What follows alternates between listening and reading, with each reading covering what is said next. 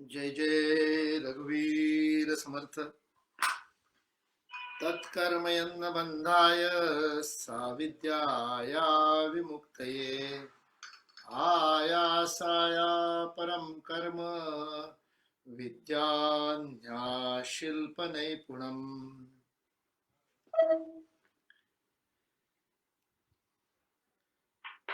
सभी समर्थ रामदास के भक्तों को, धर्म प्रेमियों को भारतीय शिक्षण मंडल के मुख्यालय शेषाद्री सदन नागपुर से जय जय रघुवीर समर्थ, जय श्री राम। कृष्णा रामदासी जी के स्नेहपूर्ण आग्रह को ध्यान में रखते हुए यह सजीव व्याख्यान इस संजाल से, माया जाल से, दास मणे के फेसबुक पेज से करते हुए मैं अत्यंत हर्ष का अनुभव कर रहा हूं। मेरा सौभाग्य है कि मेरा जन्म महाराष्ट्र में हुआ, जिसके कारण बचपन से ही छत्रपति शिवाजी महाराज और समर्थ रामदास के जीवन, परिचय, कर्तृत्व और संदेश के साथ में बड़ा होने का अवसर मुझे प्राप्त हुआ। आधुनिक भारत को स्वतंत्र, शक्तिशाली, समर्थ, आत्मनिर्भर बनाने के लिए कुछ गिने चुने लोगों का जो अत्यंत महत्वपूर्ण योगदान है, उनमें से एक महत्वपूर्ण जोड़ी समर्थ रामदास और छत्रपति शिवाजी की। जैसा कि कवि भूषण ने कहा था कि यदि शिवा न होते तो सबकी सुन्नत हो गई होती। जिस समय स्वामी विवेकानंद को शिवाजी के बारे में किसी ने, नेंजुदराव नाम के उनके एक शिष्य ने, चेन्नई में मरीना बीच के ऊपर टहलते समय कुछ उल्टी सीधी बात कही, तो स्वामी विवेकानंद ने यही बात उनको बताई थी कि छत्रपति शिवाजी महाराज के पराक्रम के कारण ही आज भारत में हम हिंदू के रूप में, स्वतंत्र अस्तित्व के रूप में और अपने आप को दिखाई दे रहे हैं। समर्थ रामदास ने भी छत्रपति शिवाजी का वर्णन करते हुए ये बात कही थी कि उदंड जाहले पानी स्नान संध्या करावया।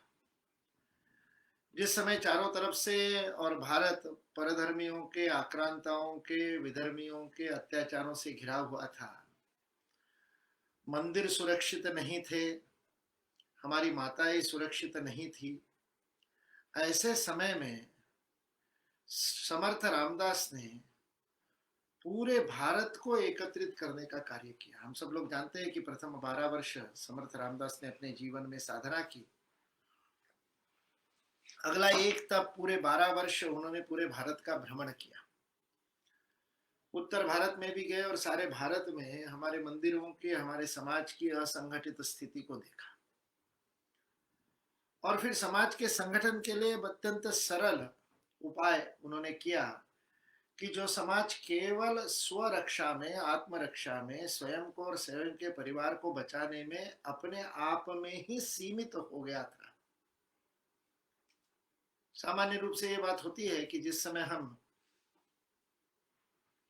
किसी संकट की परिस्थिति का सामना करते हैं, तो उस संकट की परिस्थिति में स्वाभाविक रूप से ये हो जाता है कि हम अपने और अपनों की रक्षा में ही लग जाते हैं और वही जीवन का लक्ष्य हो जाता है। तो यही स्थिति उस समय पूरे भारत में समर्थ रामदास को देखने को मिली। इसलिए जब वापस लौट करके आए उस अद्भुत अनुभूति के बाद में, जिसमें उन्होंने अपने वैराग्य के अति होने के बाद में स्वयं को भगवान प्रभु श्री राम के ऊपर समर्पित करने के लिए ऊपर पहाड़ी से छलांग लगाती, और स्वयं श्री राम ने उनको पकड़ करके बताया कि नहीं, तुम्हारा यह जीवित कार्य नहीं है, अभी तो और काम करना है।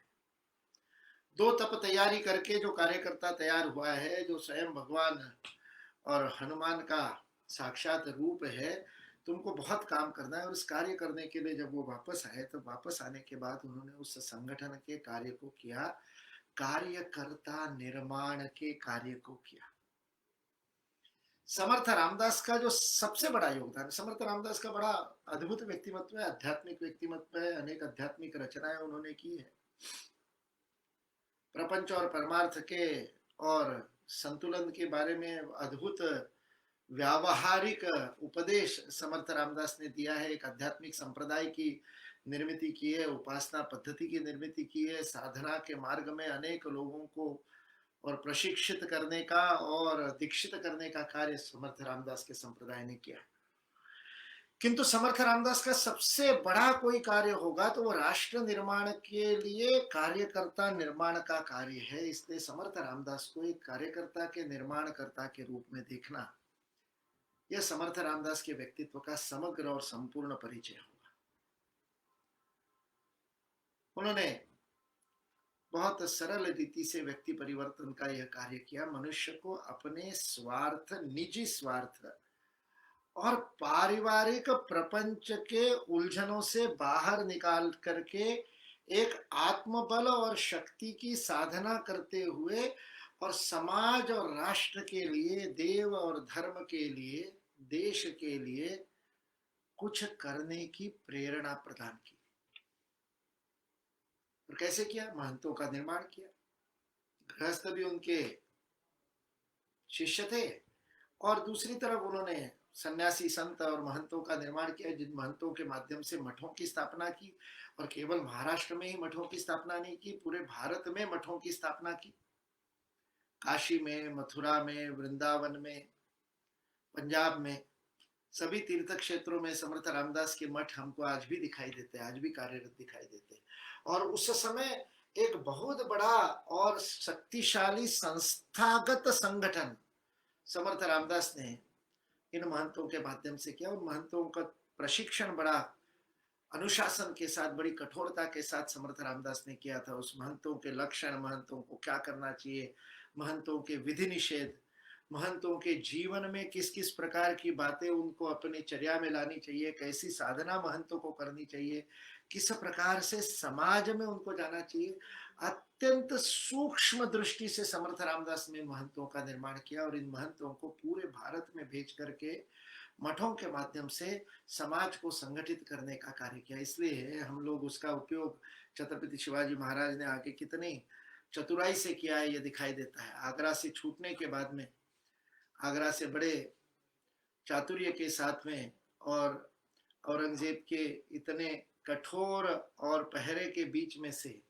बंदी गृह से में जब छत्रपति शिवाजी महाराज और संभाजी राजे और निकल गए, तब उस पिंजड़े से छूटने के बाद में स्वाभाविक रूप से छत्रपति शिवाजी का राज्य चूंकि दक्षिण में था, तो औरंगजेब ने सोचा कि शिवाजी तो दक्षिण में जाएंगे और इसलिए दक्षिण में सारी सेना लगा दी शिवाजी को खोजने के लिए। किंतु छत्रपति शिवाजी का चातुर्य देखिए, कुशलता देखिए, छत्रपति शिवाजी महाराज की वह नीति देखिए जो समर्थ रामदास की प्रेरणा से उनको प्राप्त हुई थी, जो चाणक्य की प्रेरणा से प्राप्त हुई थी। छत्रपति शिवाजी महाराज आगरा से निकलने के बाद दक्षिण में नहीं गए, उत्तर में गए, मथुरा में गए, जिसकी की कल्पना भी औरंगजेब नहीं कर सकता था कि उसके राज्य की गहराई में शिवाजी चला जाएगा। और छत्रपति शिवाजी महाराज ने उत्तर में जाकर के मथुरा में सन्यासी का वेश धारण किया और समर्थ रामदास के रामदासी महंत के रूप में मथुरा में रामदास जी के मठ में रहे। फिर वहां से काशी चले गए, वाराणसी में भी समर्थ रामदास के मठ में रहे और लगभग 2 वर्ष सारा पूरा भारत अलग अलग ढंग से सन्यासी के रूप में प्रवास करते हुए, यात्रा करते हुए, भिक्षा मांगते हुए। और समर्थ छत्रपति शिवाजी महाराज वापस जब दक्षिण में अपने राज्य में पहुंचे, तब तक औरंगजेब की पकड़ में नहीं आए।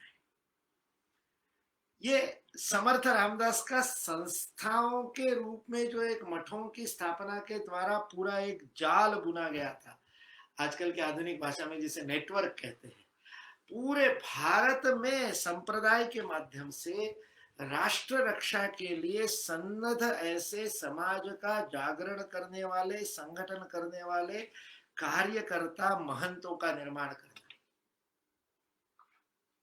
आज वर्तमान समय में हम देखते हैं कि सन्यासियों को भी इसी प्रकार से संगठित, नागा साधुओं ने भी किया था, फिर स्वामी विवेकानंद ने रामकृष्ण मठ के माध्यम से किया, शंकराचार्य ने उससे पूर्व दशनामी संप्रदाय के रूप में किया था। ये सारी बातें हम लोग जानते हैं। उस सबके समान ही ये महंतों का, समर्थ संप्रदाय का जो महंतों का, मठों का जाल है, उस जाल ने भी राष्ट्र निर्माण का कार्य बहुत बड़े प्रमाण में किया। दूसरा माध्यम जिसमें सामान्य व्यक्ति में से असामान्य कार्यकर्ता गढ़ने का जो काम समर्थ रामदास ने किया है, वह भी अत्यंत प्रेरणादायी, वह भी हमारे लिए बहुत सीखने वाला है। खास करके मेरे जैसे कार्यकर्ता के लिए, जो अपना जीवन राष्ट्र के लिए समर्पित करके अनेक कार्यकर्ताओं को प्रेरित करके कार्यकर्ताओं की टोली तैयार करने की का विचार करता है, उसके लिए अत्यंत मार्गदर्शक ऐसा एक काम है। एक तो पूरा जीवन कर समर्पित करने वाले गोसावियों का, सन्यासियों का, महंतों का संगठन, जिन्होंने अपना सारा जीवन ही भगवान श्री राम को और उसके माध्यम से राष्ट्र को, भारत माता को, देश और धर्म की रक्षा के लिए समर्पित किया है, उनका अद्भुत प्रशिक्षण करके पूरे देश में उनको मठ स्थापना के द्वारा, संस्थागतीकरण के द्वारा, इंस्टीट्यूशनलाइजेशन के द्वारा समाज के जागरण, संगठन और उत्थान का कार्य करना, ये एक पद्धति हुई। जैसे कि आज के समय में अनेक सन्यासी इस प्रकार का कार्य कर रहे हैं, रामदासी संप्रदाय के अनेक लोग इस प्रकार का काम कर रहे हैं, राष्ट्रीय स्वयंसेवक संघ के प्रचारक इस प्रकार का काम कर रहे हैं, विवेकानंद केंद्र और श्री राम शर्मा आचार्य द्वारा निर्मित युग निर्माण योजना, शांति कुंज, उनके अत्यंत तेजस्वी ऐसे सन्यासी इसका काम कर रहे हैं, रामकृष्ण मठ के सन्यासी काम कर रहे हैं। ये सारे पूरी तरह से समर्पित लोग, व्यक्ति ही संस्था बन जाता है और फिर वह मठ के रूप में, संस्था के रूप में, संस्था की स्थापना करके समाज को एकत्रित करके एक आधार प्रदान करता है। समर्थ रामदास ने कहा था, सामर्थ्य आहे चळवळीचे जो जो करील तयाचे। सामर्थ्य तो है आंदोलन में, आंदोलन करेंगे तो सामर्थ्य होगा, किंतु उसके आगे उन्होंने कहा कि वहां ईश्वर का अधिष्ठान चाहिए। धर्म के अधिष्ठान पर, ईश्वर के अधिष्ठान पर यदि किया हुआ आंदोलन होगा, तभी वह आंदोलन दीर्घगामी, सार्वकालिक और परिणामकारी, असरकारी हो सकता है। ये एक संस्था निर्माण का काम, उस संस्था के लिए पूरा समय समर्पित करने वाले, 24 घंटे का अपने अंदर वैराग्य करने वाले, उसके अद्भुत महंत के लक्षण है, महंतों को दिए हुए उनके और संदेश बहुत अद्भुत है। हम सब लोगों को उनका अध्ययन करना चाहिए। उसके द्वारा कार्यकर्ता निर्माण का एक वह स्तंभ, एक आदर्श, एक वह धारा हमको दिखाई देती।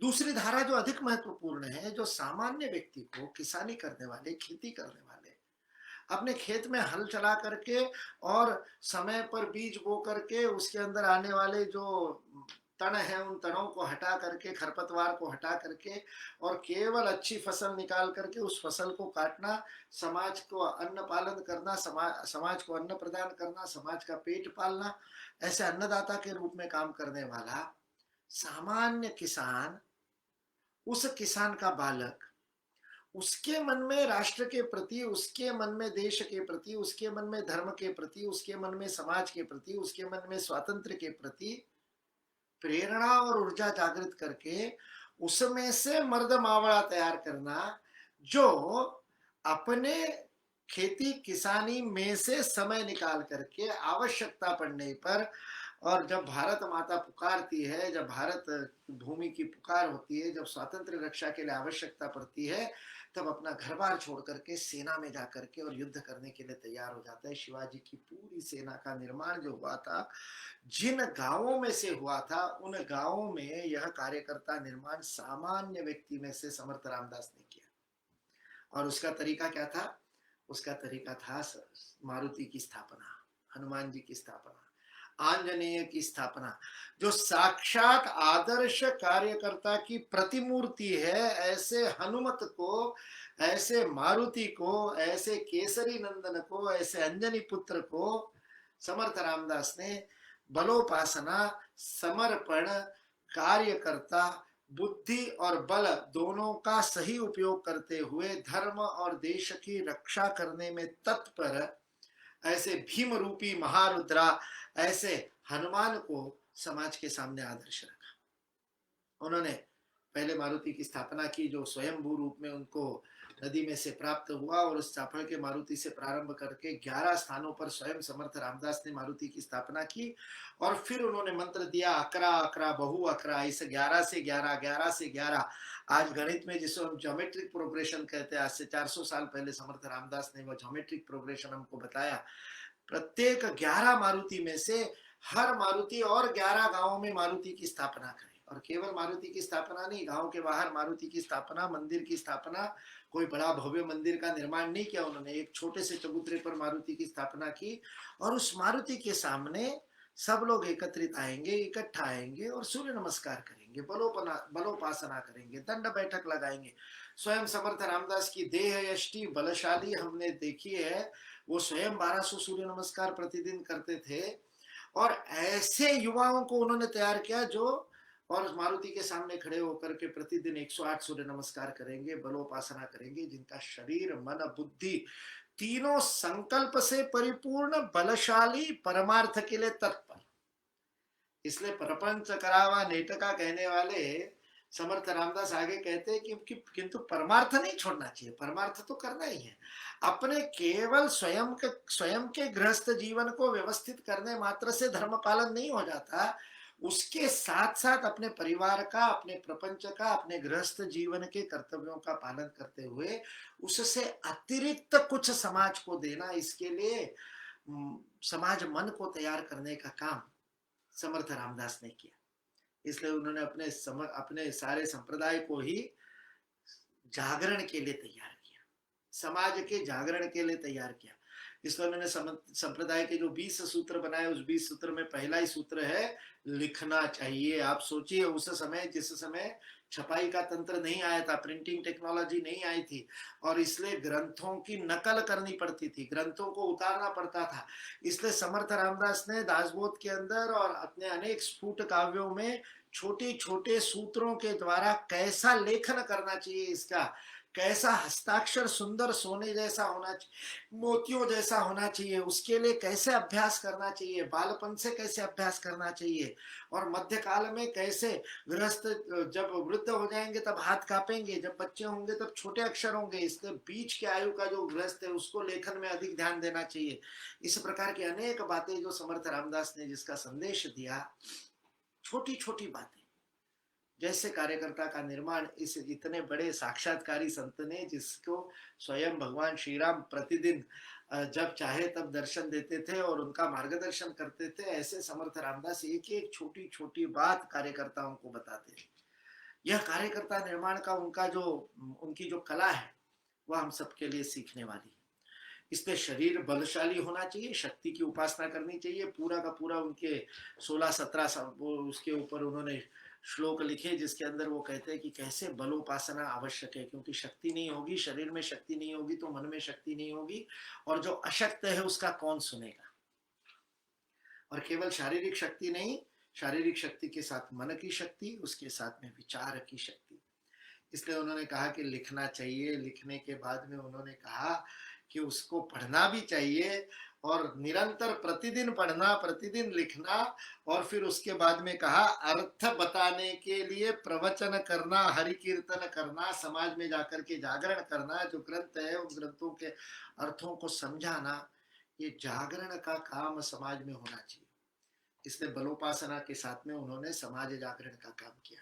समाज जागरण का काम करने वाले कार्यकर्ता गृहस्थों में से भी उत्पन्न किए। एक तरफ महंतों की एक पूरी की पूरी, आज की शब्दावली में कहा जाए तो श्रेणी यानी कैडर उत्पन्न किया, जिनके द्वारा मठों की स्थापना की, जिनके द्वारा संस्थागतीकरण के द्वारा कार्यकर्ता निर्माण का कार्य किया, और उसी समय दूसरी ओर सामान्य गृहस्थ के अंदर आत्मविश्वास प्रदान करने वाली शक्ति प्रदान की। उस समय जिस समय चारों ओर से विधर्मियों द्वारा, विभिन्न प्रकार की शाहियों द्वारा, आदिल शाह, निजाम शाह, कुतुब शाह जैसी शाहियों के द्वारा और औरंगजेब जैसी मुगलाई के द्वारा घिरा हुआ भारत, जहां पर कुछ भी सुरक्षित नहीं था, माताओं की आबरू सुरक्षित नहीं थी, मंदिरों के कलश और मूर्तियां सुरक्षित नहीं थी, सब तरफ भंग हो रहा था, उस समय समर्थ रामदास ने और अपने समाज के अंदर और बल का, आत्मबल का जागरण किया, आत्मविश्वास का जागरण किया।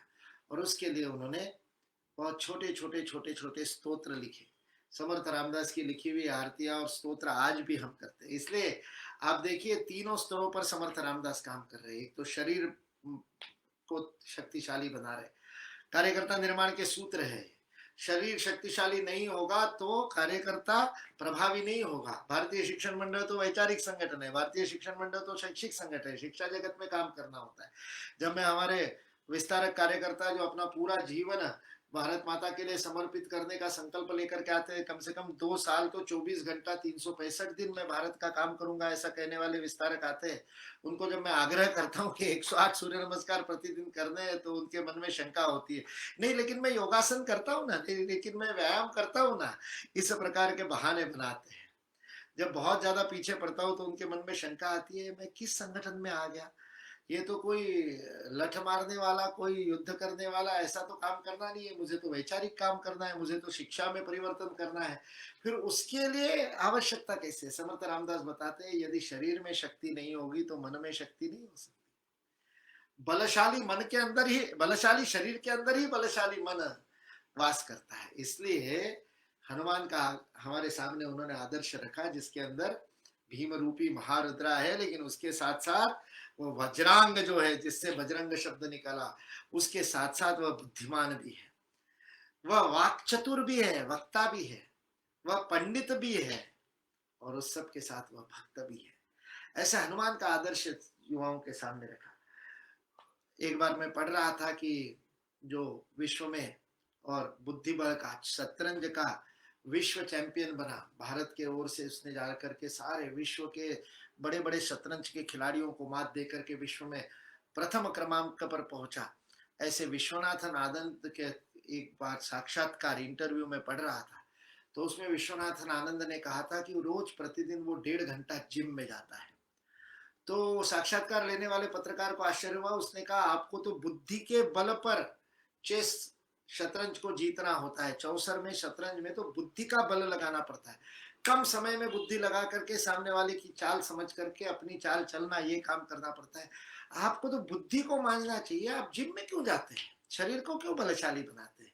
और तब विश्वनाथन आनंद ने कहा था, यदि मेरा शरीर स्वस्थ, शक्तिशाली, और तीसरा शब्द उन्होंने प्रयोग किया था एजाइल, यानी चपल नहीं होगा, यदि मेरा शरीर बलशाली शक्तिशाली, मेरा शरीर यदि सामर्थ्यवान, और तीसरा शब्द प्रयोग किया चपल नहीं होगा, एजाइल नहीं होगा, फुर्तीला नहीं होगा, तो मेरी बुद्धि भी फुर्ती से काम नहीं कर सकती। इसलिए बुद्धि के विकास के लिए, मन के विकास के लिए भी शरीर के बल की आवश्यकता है। दूसरा काम समर्थ रामदास ने कार्यकर्ता निर्माण में किया कि ऐसे कार्यकर्ताओं को शरीर के साथ ही शक्तिशाली आत्मविश्वास वाला समर्पित मन भी चाहिए और प्रखर बुद्धि भी चाहिए।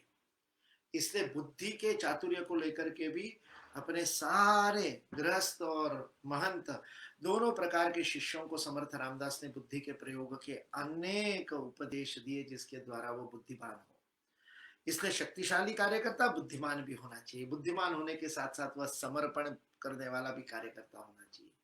और चौथी बात जो उसमें समर्थ रामदास कार्यकर्ता निर्माण में चाहते, पहला शारीरिक शक्ति, दूसरा मानसिक और बौद्धिक शक्ति, तीसरा समर्पण, धर्म के प्रति, देश के प्रति, राष्ट्र के प्रति, समाज के प्रति, परमार्थ के प्रति समर्पण करने वाला कार्यकर्ता। यही संभाजी को लिखे हुए पत्र में भी यही सावधानी और समर्थ रामदास ने लिखी है, शिवाजी को लिखे हुए पत्र में भी ये बात हमको दिखाई देती है। लेकिन चौथा महत्वपूर्ण बात उन्होंने कही, जागरण करने में तत्पर ऐसा वह वक्ता होना चाहिए। इसलिए प्रत्येक कार्यकर्ता को बड़े स्पष्टता से लोगों को जगाने वाला संदेश देने की क्षमता भी होनी चाहिए। इसलिए ऐसे बुद्धिमान, वैचारिक, समर्पित, शक्तिशाली कार्यकर्ता ये समाज का नेतृत्व करने में सक्षम होने चाहिए, समाज का मार्गदर्शन करने में सक्षम होने चाहिए। और उसमें उन्होंने बहुत सारे पथ्य बताए। उन्होंने कहा कि जब तक अपने आचरण में नहीं हो तब तक उपदेश देकर के कोई फायदा नहीं। इसलिए आचरण में जो आता है वो उपदेश देंगे तो उसका संस्कार होगा, उससे समाज आपके पीछे चलेगा, आपको आदर्श मान करके चलेगा और आपके आदर्श के अनुसार और समाज गढ़ता जाएगा। यह समर्थ रामदास का विचार था। इसमें से छत्रपति शिवाजी महाराज को जब संगठन का संदेश दिया, महाराष्ट्र का मेलवावा, पूरे महाराष्ट्र को इकट्ठा करो, धर्म का जागरण करो, देश की रक्षा करो, इस प्रकार का जब संदेश पत्र के द्वारा समर्थ रामदास ने छत्रपति शिवाजी महाराज को दिया, तो उस महाराष्ट्र तितु का मेलवावा, उस महाराष्ट्र को संगठित करने के लिए जो महाराष्ट्र था वह आत्मविश्वासहीन नहीं बचा था। वो मारुति की उपासना करते, 11 11 11 11 121 121 से और 11 करते करते करते करते जो गांव गांव में हनुमान जी विराजमान हो गए और युवाओं को प्रेरित करने लगे। उन्हीं युवाओं में से तानाजी मालुसरे खड़ा हुआ, उन्हीं युवाओं में से बाजी प्रभु देशपांडे खड़ा हुआ, उन्हीं युवाओं में से नेताजी पालकर खड़े हुए, उन्हीं युवाओं में से प्रतापराव गुर्जर खड़े हुए, उन्हीं युवाओं में से बलिदानी वीरगति को प्राप्त करते हुए भी राष्ट्र की रक्षा करने वाले ऐसे समर्पित शिवाजी के और सेना का निर्माण कर समर्थ रामदास के उस गांव गांव में खड़े किए हुए कार्यकर्ताओं में से हुआ। इसलिए विश्व का इतिहास, भारत का इतिहास, महाराष्ट्र का इतिहास परिवर्तित करने वाला, समाज को संगठित करके सामर्थ्यशाली संगठन के द्वारा विधर्मियों को, परकियों को, विदेशियों को, उनकी सत्ता को दूर करके हिंदू पतपातशाही की स्थापना करने वाले छत्रपति शिवाजी महाराज का निर्माण जिस समाज से हुआ है, उस समाज में प्रचुर कार्यकर्ताओं का निर्माण समर्थ रामदास ने अपनी कार्यशैली के द्वारा, अपनी कार्य पद्धति के द्वारा किया था। समर्थ रामदास ने नेतृत्व देने वाले, समाज को नेतृत्व देने वाले कार्यकर्ताओं का निर्माण किया था। इसलिए ये चारों गुण जो हमने यहाँ पर देखे, शरीर में शक्ति, मन में समर्पण, बुद्धि में चातुर्य और स्पष्टता और समाज में जागरण करने की क्षमता, यह चार गुण जिसके अंदर है वह समाज का नेतृत्व करने लगे और सारा समाज उठ करके खड़ा हो जाए। और तब तानाजी मालुसरे कह सकता है कि पहले कोंढाणा का लगीन होगा, फिर रायबा का लगीन होगा। बेटे की शादी से पहले मेरा कर्तव्य है, इसलिए परिवार के माया मोह को छोड़ करके, दूर करके और राष्ट्र बड़ी इकाई के लिए, समाज के लिए, राष्ट्र के लिए, देश के लिए, धर्म के लिए बलिदान। इसलिए बाजी प्रभु देशपांडे स्वयं का जीवन समर्पित करते हुए यह कह सकते हैं कि शिवाजी महाराज को कि लाख मरे तो चलेगा, लेकिन लाखों का पालन करने वाला राजा बचना चाहिए, लाखांचा पोशिंदा वाचला पाहिजे। ये जो कहने वाले बाजी प्रभु देशपांडे, मृत्यु सामने दिखाई दे रही है, लेकिन फिर भी जब तक छत्रपति शिवाजी महाराज सुरक्षित विशालगढ़ पर नहीं पहुंच जाते तब तक अपने प्राण नहीं दूंगा, शत्रु को रोके रखूंगा, ऐसा समर्पित करने वाला कार्यकर्ता खड़ा होता है। पूरा महाराष्ट्र का इतिहास यदि हम देखते हैं तो उस इतिहास को बदलने का काम समर्थ रामदास के संदेशों ने किया है। उनके मनाचे श्लोक, उनका दासबोध, उनके मूर्ख के लक्षण, उनके महंत के लक्षण, छोटे छोटे ग्रंथों में से, छोटी छोटी बातों में से, उनके द्वारा खड़े किए संप्रदाय और संगठन के द्वारा, उनके द्वारा तैयार किए गए मठों के द्वारा, उनके द्वारा तैयार किए गए कार्यकर्ताओं के द्वारा राष्ट्र का निर्माण हुआ है। इसलिए समर्थ रामदास आध्यात्मिक गुरु थे, समर्थ रामदास साक्षात्कारी संत थे, समर्थ रामदास साक्षात अवतार थे, समर्थ रामदास छत्रपति शिवाजी महाराज की प्रेरणा स्थान और गुरु थे। इतिहास में इस प्रकार के और विवाद लोग करते रहते हैं कि समर्थ रामदास और शिवाजी की भेंट हुई कि नहीं हुई, उस पचड़े में हमको नहीं पड़ना चाहिए। शिवाजी महाराज के कार्य में समर्थ रामदास के और समर्थन के और सहयोग के प्रमाण स्पष्ट दिखाई देते हैं।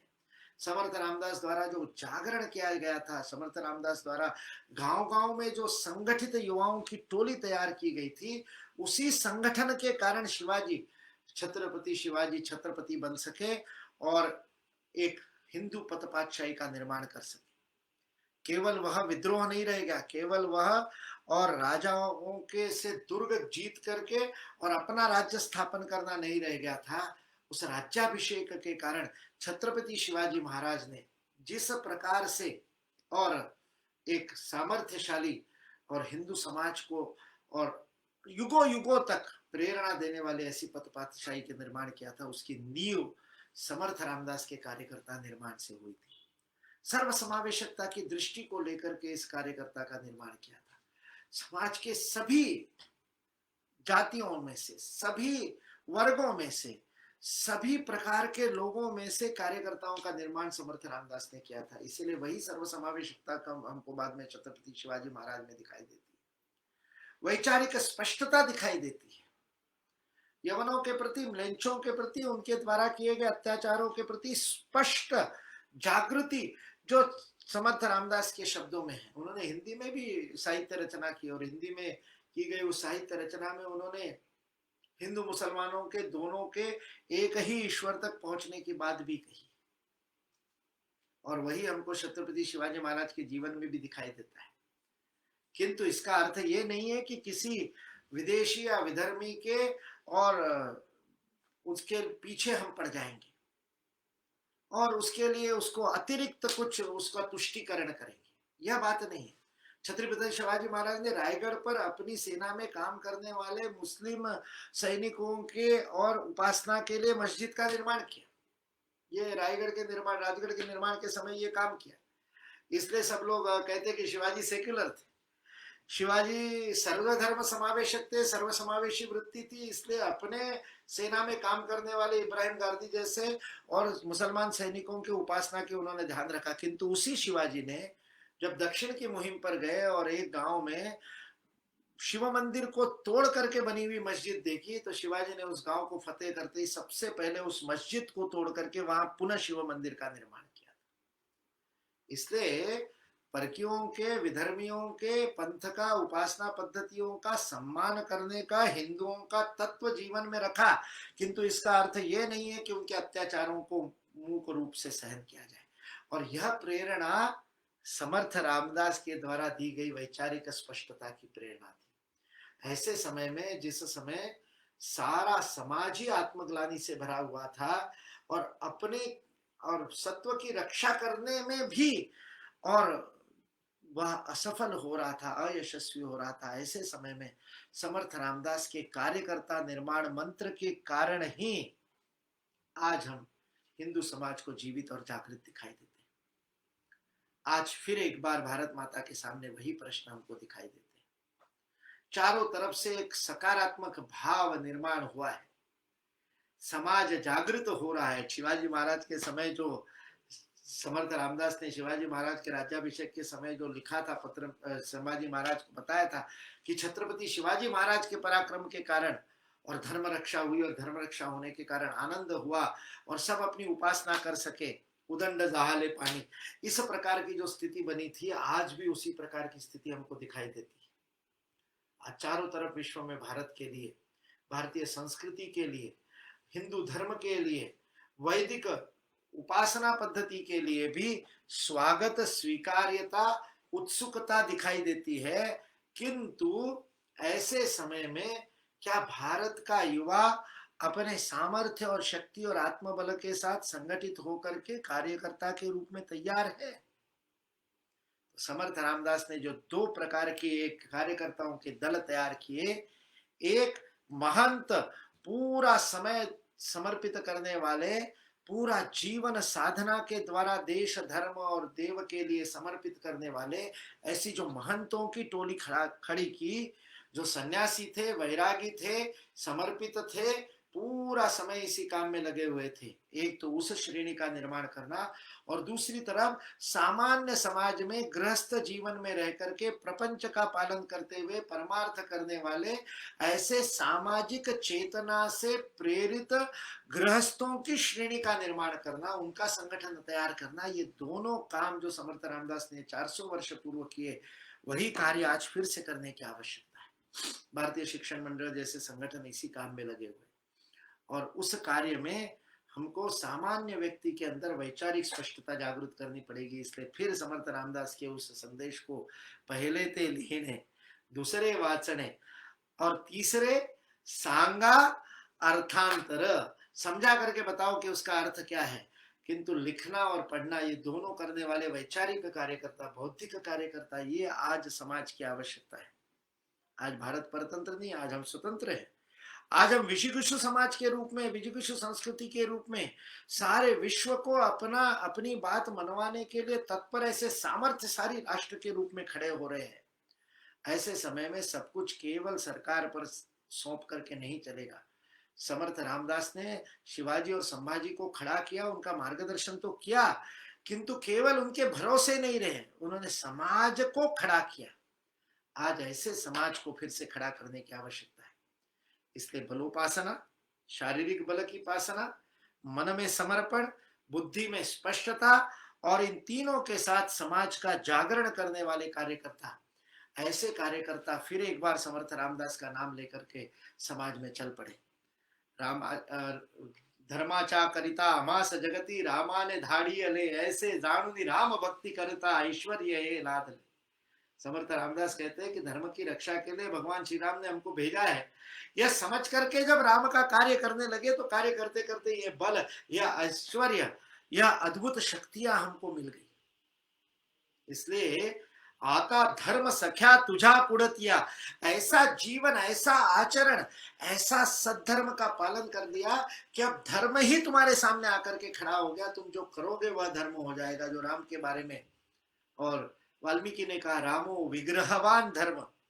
आज जो राम जन्मभूमि तीर्थ क्षेत्र का जो न्यास बना हुआ है, उस न्यास के लोगों के अंदर, बोध चिन्ह के अंदर रामो विग्रहवान धर्म इस शब्द का प्रयोग किया है। राम धर्म की प्रतिमूर्ति है। रामदास भी उस धर्म की प्रतिमूर्ति प्रत्येक कार्यकर्ता को बनने के लिए कह रहे हैं। उस राम के प्रति समर्पित करके जब धर्म के लिए मेरा जीवन हुआ, इस जीवन के उद्देश्य को समझते हुए अपने आप को जब समर्पित करते हैं, तब धर्म ही सामने प्रत्यक्ष आकर के खड़ा हो जाता है और तब वह धर्म ही आपका आज्ञा पालन करने लग जाता है। तब आप ही विग्रहवान धर्म हो जाते हैं। फिर ऐसा व्यक्ति सब और बड़े गर्व के साथ में और समाज को चुनौती देख सकता है कि समर्थाचिया सेवका वक्र पाहे, असा सर्व भूमंडली कौन आहे। सारे भूमंडल में, सारे जगत में समर्थ के सेवक की ओर वक्र दृष्टि कर सके ऐसा कौन है। इस प्रकार के आत्मविश्वास को लेकर के कार्यकर्ता फिर समाज में जाता है, क्योंकि वह स्वयं के लिए कार्य नहीं कर रहा है, क्योंकि वह संकुचित नहीं है, क्योंकि वह स्वार्थी नहीं है, क्योंकि वह अहंकारी नहीं है। उसका राम भक्ति का जो गर्व है, वह राम भक्ति का गर्व स्वयं के प्रति शुद्र अहंकार नहीं है, अपने सामर्थ्य के प्रति शुद्र अहंकार नहीं है। वह जानता है कि मैं समर्थ का, मैं राम का, मैं रामदास का सेवक हूं, मैं रामदासी हूं, मैं उसके लिए कार्य कर रहा हूं, धर्म के लिए कार्य कर रहा हूं। उसके द्वारा उसका आत्मविश्वास जागृत होता है और वह फिर समाज को जागृत करता है। उसके आत्मविश्वास से समाज का जागरण होता है। ऐसे कार्यकर्ता हम बने, उसके लिए नित्य उपासना, उपासनेला दृढ़ चालवावे, ये बहुत आवश्यक है। कार्य पद्धति, नित्य कार्य पद्धति बहुत आवश्यक है। प्रतिदिन करने के कार्य, प्रति सप्ताह करने के कार्य, प्रति वर्ष करने के कार्य, नित्य कार्य। आजकल के संगठन की कार्य भाषा में, संगठन की शब्दावली में उसको कार्य पद्धति कहते हैं। उपासना नित्य चलनी पड़ेगी और ऐसी उपासना करते करते अच्छी संगति भी साथ में लेकर के संगठित होकर के सामूहिकता से काम करना पड़ेगा, केवल व्यक्तिगतता से काम नहीं करना पड़ेगा। यह आज के युग के लिए समर्थ रामदास के कार्यकर्ता निर्माण का हमारे सामने संदेश है। आइए हम अपने जीवन में समर्थ रामदास की प्रेरणा को प्राप्त करें। समर्थ रामदास के साहित्य का केवल पठन नहीं, केवल वाचन नहीं, उसका निधिध्यासन करें, उसको अपने जीवन में उतारे, उसका आचरण करें और उसका आचरण करते वाले स्वयं को भारत माता के लिए समर्पित, धर्म देश की रक्षा के लिए समर्पित कार्यकर्ता के रूप में तत्पर करें। समर्थ रामदास के महंत के रूप में खड़े हो जाए, समर्थ रामदास के गोसाई के रूप में, जिसने स्वयं के इंद्रियों को जीत लिया वह गोसावी, ऐसे गोसावी के रूप में उठ करके खड़े हो जाए, अपने जीवन को समर्पित करके राष्ट्र का जागरण करे, ताकि समर्थ रामदास का जो स्वप्न था कि यह भारत अपने धर्म की रक्षा के द्वारा विश्व का मार्गदर्शन करे, उस सामर्थ्य के साथ में उस स्वप्न को हम पूर्ण कर सके। इसी प्रार्थना के साथ जय जय रघुवीर समर्थ।